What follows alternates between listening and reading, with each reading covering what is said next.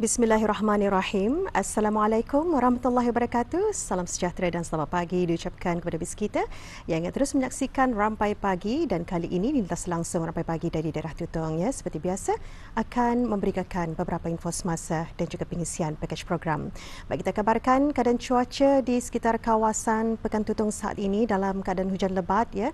Kita harapkan bis kita yang mungkin saja akan memulakan pemanduan untuk sentiasa berhati-hati dan mudah-mudahan Allah permudahkan segala urusan kita ni. Baik, kita kongsikan Auda antara maklumat semasa yang kita terima mengenai dengan acara dan juga aktiviti yang akan berlangsung di daerah Tutong ini. Antaranya ialah mengenai rombongan berdikir sempena sambutan Maulud Nabi Muhammad sallallahu alaihi wasallam 1448 Hijrah ke masjid-masjid daerah Tutong, di mana pada hari ini akan diadakan di Masjid Kampung Kriam bermula pada pukul 6 petang, ya.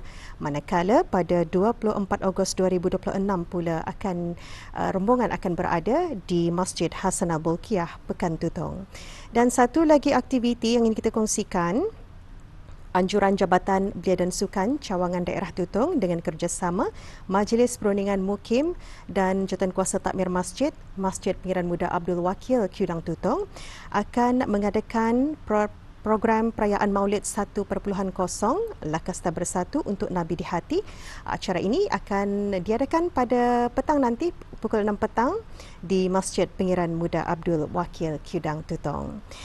Baik, seterusnya kita kongsikan lagi Auda antara maklumat yang kita terima pada 23 Ogos 2026 akan diadakan Majlis Pengundian dan Pemilihan Calon Ketua Kampung Pengkalan Mau, Bekiau dan Batang Mitus Mukim Kudang Daerah Tutong. Jadi acara pengundian dan pemilihan calon ketua kampung bagi Pengkalan Mau, Bekiau dan Batang Mitus ini akan diadakan di Dewan Sekolah Rendah Batang Mitus Tutong pada 23 Ogos, ya, pada pukul 8 pagi sehingga 11 pagi. Jadi harap maklum kepada penduduk-penduduk di bawah Mukim Kudang untuk mengambil maklum, ya, mengenai dengan majlis tersebut. Baik, Auda, itu antara maklumat yang kita terima, dan sebelum kita kongsikan lagi info lainnya, kita beralih seketika menyaksikan pakej program yang kami sediakan hari ini.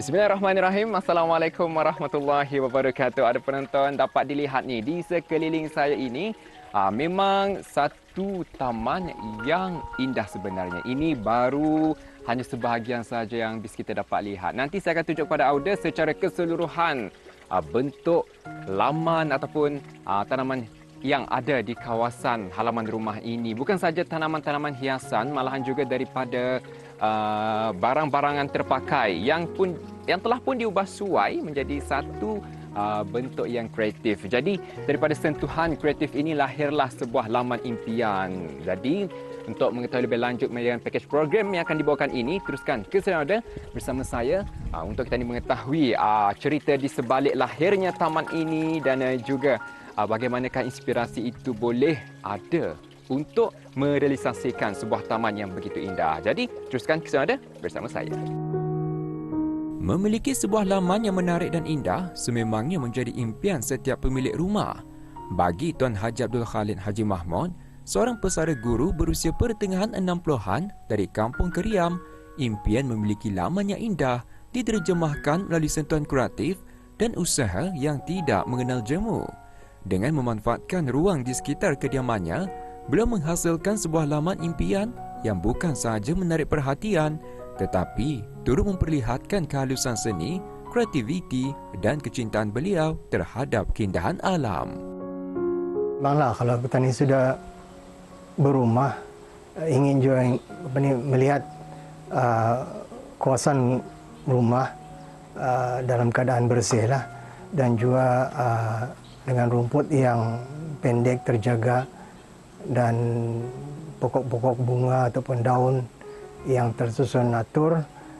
Jadi itulah yang impian saya dari dulu sejak melihat membuat rumah ini, dan juga yang mendorong ialah keluarga lah, isteri dan anak-anak yang sentiasa memberikan sokongan untuk memperbaiki lagi lah kawasan taman yang ada. Minat beliau terhadap lanskap dan keindahan laman sebenarnya telah wujud sejak beliau masih lagi bertugas sebagai seorang guru. Namun, setelah bersara, minat tersebut semakin berkembang apabila beliau mempunyai lebih banyak masa untuk mencurahkan perhatian kepada hobi berkenaan. Pada asalnya saya ini minat bonsai. Dari dulu sudah saya minat bonsai. Ada yang bonsai saya berumur 30 tahun. Dengan adanya landscape ini, taman ini, saya menambah lagi lah dengan pokok-pokok hijau yang tahan panas, tahan hujan dan sebagainya. Jadi senang petani pelihara, dan itulah di cutting, di trim dan sebagainya. Jadi itulah artinya bercampur sudahlah bonsai dan tanaman-tanaman hijau. Saya nak minat melukis lah. Dari dulu sudah di bangku sekolah saya suka melukis orang, melukis misalnya benda-benda dan melalui kertas dan juga kanvas.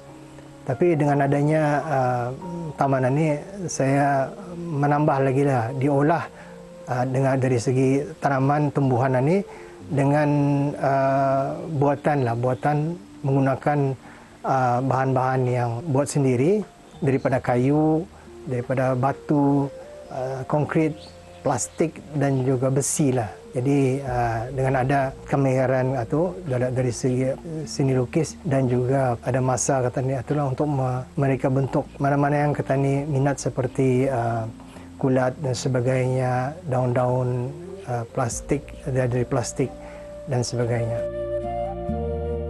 Inspirasi beliau banyak tercetus ketika melihat kediaman-kediaman yang mempunyai taman yang cantik, bersih dan teratur, sekaligus mendorongnya untuk menghasilkan laman yang mempunyai daya tarikan tersendiri di rumahnya. Adanya kemudahan internet turut memudahkan beliau mendapatkan inspirasi, khususnya melalui pelbagai contoh reka bentuk lanskap dan idea menghias laman yang terdapat di internet. Memanglah kita ni mau kualiti hidup itulah. Jadi kualiti hidup itu kata ni setelah besar ni kata ni teruskanlah apa saja perkara yang kata ni minat dan buat untuk mengisi masa lapang. Mengisi lapang artinya dalam sehari itu mesti keluar untuk membersihkan dan memelihara tanaman-tanaman di sini. Manfaatnya ialah satu, kesihatan. Kesihatan sebab memelihara taman ini yang memerlukan tenaga juga untuk petani bergerak sana sini, berjalan, mengangkat barang, dan juga itulah katanya kadang-kadang berpanas, jadi memerlukan juga sedikit vitamin di untuk itulah.